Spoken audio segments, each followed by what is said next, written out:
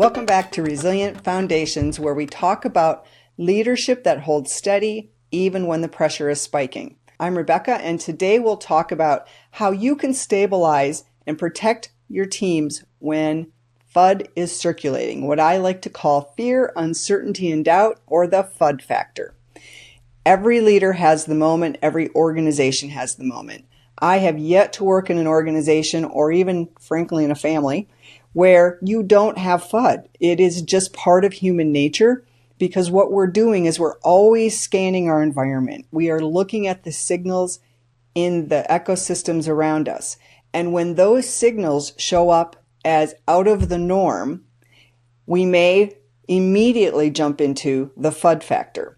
So what's happening? We have a rational response to changing signals or abnormal, what we consider abnormal patterns or signals, and missing structure.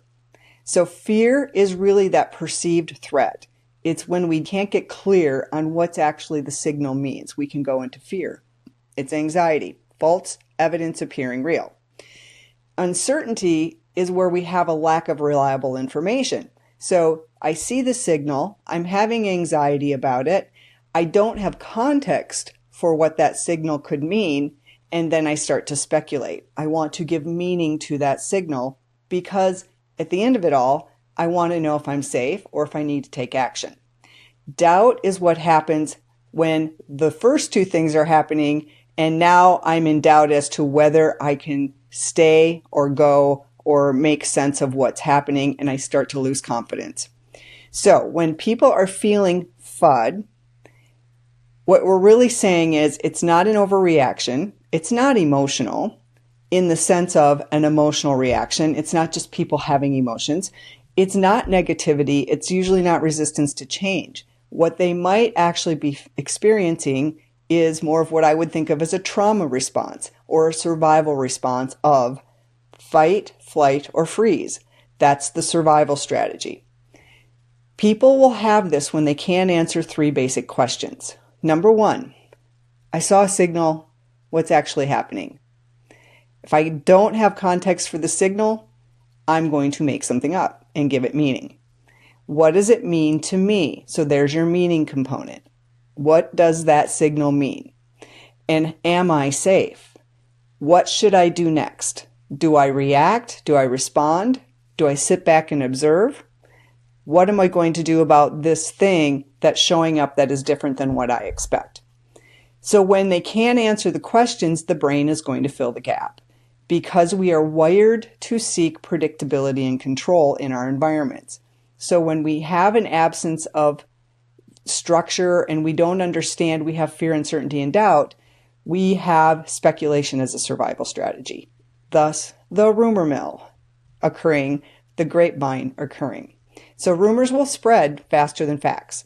One thing to keep in mind is when people are in fear, uncertainty, and doubt, they're having that trauma response or that survival response of flight, fight, or freeze, and they may actually then go into spreading the speculation instead of going and seeking the facts. It's information-seeking behavior. If I don't understand something, I'm going to seek out in my environment the grapevine to see if other people can help me make sense of it. Hey, I saw this thing happen. What do you think that means? So we have apps out there where you can see FUD in real life. There's an app called Blind. And if you actually read what's happening in a lot of these different forums, it's FUD running rampant. It is the corporate rumor mills gone into a public space where people can be anonymous, and you see a lot of the fear, uncertainty, and doubt about what's playing out in companies today.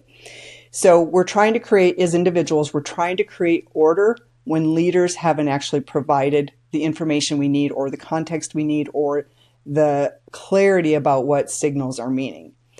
So it's really one of those things that you can handle with creating a shared reality and really paying attention to the signals that you and the environment in the organization, what those signals are, and make them as predictable as possible. That will also help people be higher performing because they're not seeing anomalous patterns frequently.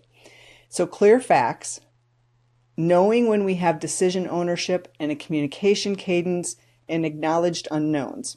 So what we provide is fact-based architecture as often as possible with clear and regular communication, and we know what our decision structures are so that when people see things, they can make sense of them without a lot of extra noise. When we look at FUD, we want to think about how we accidentally ourselves can be creating it. So again, it exists. What am I doing as a leader to contribute to it? So one is when you go quiet, think about, am I being silent? And if I'm being silent, is that sending its own signal that I'm not sharing information? Or I'm silent unexpectedly, meaning I'm normally a good information sharer, but I've stopped sharing information. That's a unique signal. Or the flip side of, I don't share a lot of information and suddenly they see me sharing more information that might be cascaded down from the top, for example. So when you're changing the way you're operating in communication, silence or lack of silence, you might actually be sending unique signals the team may think mean something. Second, when you're using vague reassurances, things are definitely not going right, maybe.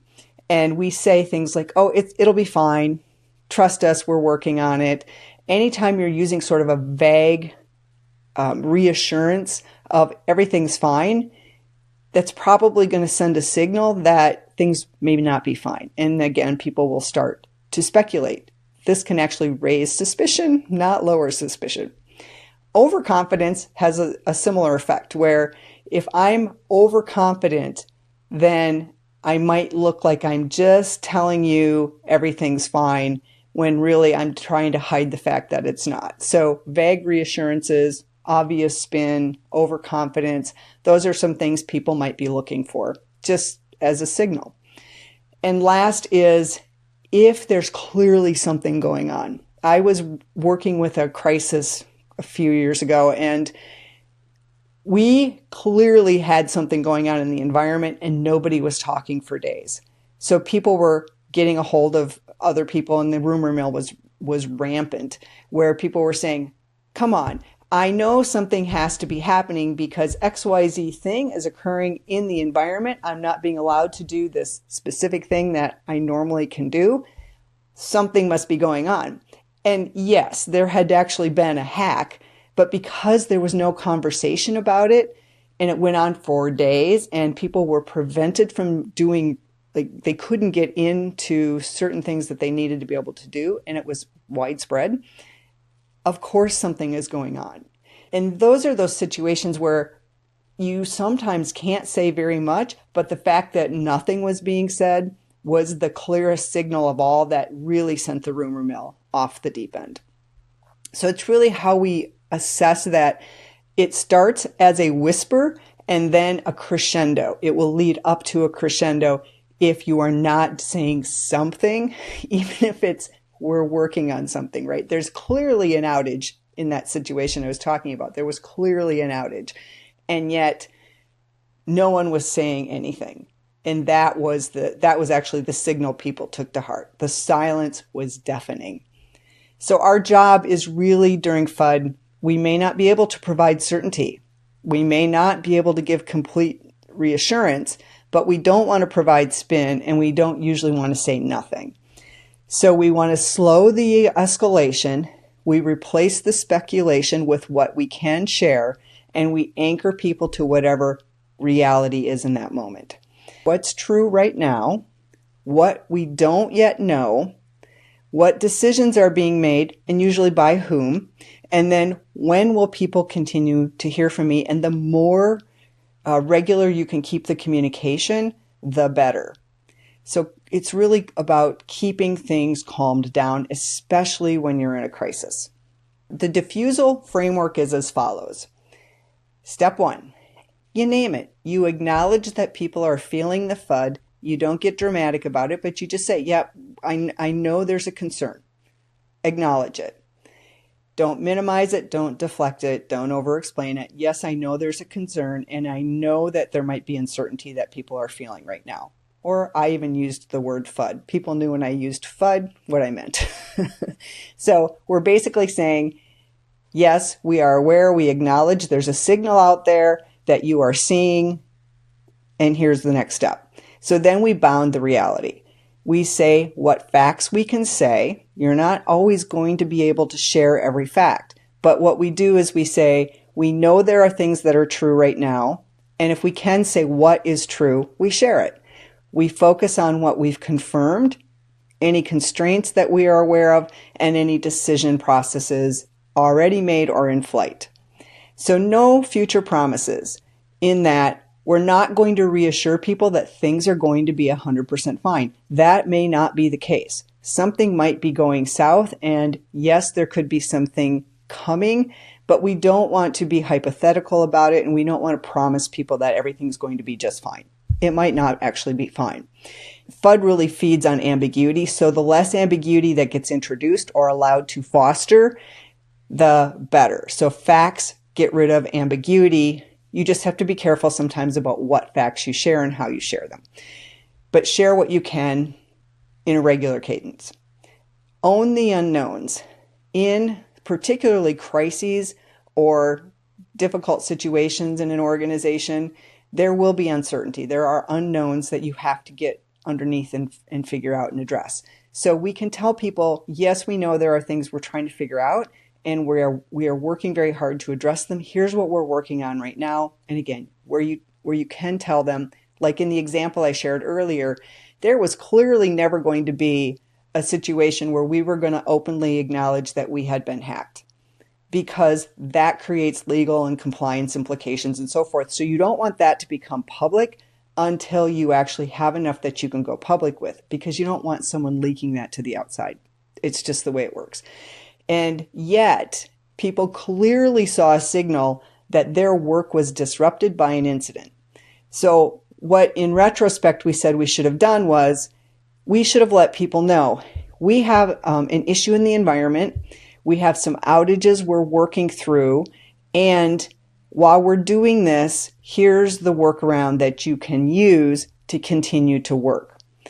So would people have still speculated what was causing the outage? Yes. But the fact that we didn't even own the fact that there was an outage in the internal organization, that actually started creating the challenges of the rumor mill going crazy. So whatever was being worked on, we could have then said, here's the unknowns. We're working through what caused this incident, and we don't know what our restoration time will be. So we don't know. We're working on it, and we're evaluating it. Saying nothing created more FUD, more rumor mill. Then you again, step 4, create that cadence. What's the communication cadence? We will set a regular schedule when we will let you know and come back to it. Maybe it's a daily update to the organization, for example. So some kind of cadence that says people can rely on, we will get information and updates regularly. So 5, we model the behavior. This is always the underlying thing as a leader, is people pick up on our tone. We set the temperature of the room. So modeling the behavior and the calmness that it's going to be okay, you model it more than you say it. So if you're calm, you're cool, you're collected, and you're fact-based and working through the conversations with people, then they will pick up on that. That will be the one thing that will reassure them that things are under as much control as possible and the right people are on the job to solve the problem. So bottom line, you can't eliminate FUD. It is just part of the nature of how humans interact with their environments. And calm leadership is not passive. It's an active thing that we do. We have to be deliberate about it. We have to practice it, and we have to be visible with it. It will happen all the time. That FUD is going to be there. Pay attention to it. Observe when signals are not consistent, and then pay attention when you sense that people are talking and speculating. And sometimes you even want to have people who can come to you and say, the team is really worried about A, B, and C. This is what people are talking about on the grapevine. You don't have to talk about who's actually saying it, but you could have people that are paying attention to what's happening in the organization and giving you the heads up of, we have some water cooler, what used to be called the water cooler talk, or we have the chat channels that are speculating about some things, and be willing to raise those things up to you so that you can address them. Again, not to get anyone in trouble, just to have you have eyes in the room, ears in the room, so that people know they have a place where this type of thing can come up.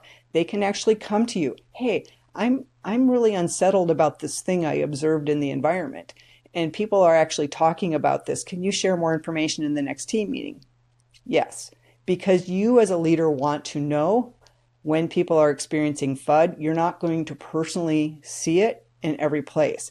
So making sure you have an open door that people feel comfortable bringing things to you, even if it's anonymously, so that you can be that leader that sets the stage and sets the tone, so the rumor mill doesn't get out of hand, and you can really slow down the speculation by just giving people facts.